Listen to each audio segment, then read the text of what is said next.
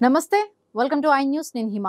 అంతర్జాతీయంగా సరిహద్దుల్లో ఉద్రిక్తతలు ఎప్పుడు ఆందోళన కలిగిస్తాయి ముఖ్యంగా పొరుగు దేశాల మధ్య ఉద్రిక్తత పెరిగితే అది ప్రాంతీయ శాంతిని భంగపరుస్తుంది ఇప్పుడు అలాంటి పరిస్థితి ఆఫ్ఘనిస్తాన్ పాకిస్తాన్ మధ్య నెలకొని ఉంది ఇరు దేశాల మధ్య ఉద్రిక్త పతాక స్థాయికి చేరింది ఆఫ్ఘాన్ భద్రతా వర్గాలు ఒక కీలక ప్రకటన చేశాయి ఇకపై పాకిస్తాన్ వైపు నుంచి ఏ చిన్న దాడి జరిగినా ఆఫ్ఘనిస్తాన్ ధీటుగా ప్రతిదాడి చేస్తుంది అని స్పష్టం చేశాయి అంతేకాదు పాకిస్తాన్ వైపు నుంచి బాంబు దాడులు జరిగితే ఇస్లామాబాద్ను లక్ష్యంగా చేసుకుంటామని హెచ్చరించడం సంచలనం సృష్టిస్తోంది అసలు చర్చలు ఎందుకు విఫలమయ్యాయి ఆఫ్ఘనిస్తాన్ తీసుకున్న ఈ నిర్ణయాన్ని యుద్ధ విధానంగా ఎందుకు చూస్తున్నారు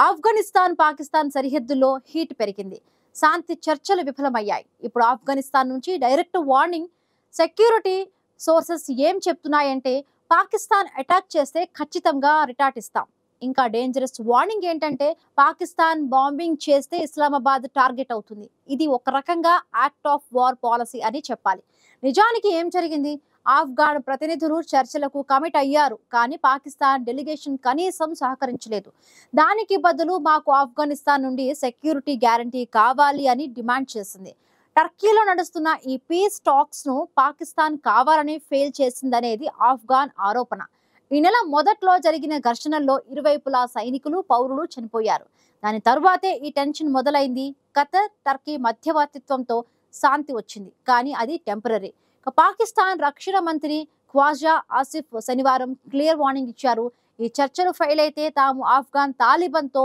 ఫుల్ ఫ్లెడ్జ్డ్ వార్ను ఫేస్ చేయాల్సి వస్తుందని ఇదంతా జరుగుతూ ఉంటే డొనాల్డ్ ట్రంప్ ఎంట్రీ ఇచ్చారు మలేషియాలో జరిగిన ఆసియన్ సమిట్ లో పాకిస్తాన్ ఆఫ్ఘనిస్తాన్ శాంతి ప్రయత్నాలు స్టార్ట్ చేశాయని నాకు తెలిసింది నేను దీన్ని త్వరగా సాల్వ్ చేస్తాను అని గ్యారంటీ ఇచ్చారు మరి ఈ యుద్ధ వాతావరణం ఎక్కడికి దారితీస్తుంది ఒక దేశ రాజధానిని టార్గెట్ చేస్తామని ఓపెన్ గా చెప్పడం పాకిస్తాన్ కు పెద్ద షాక్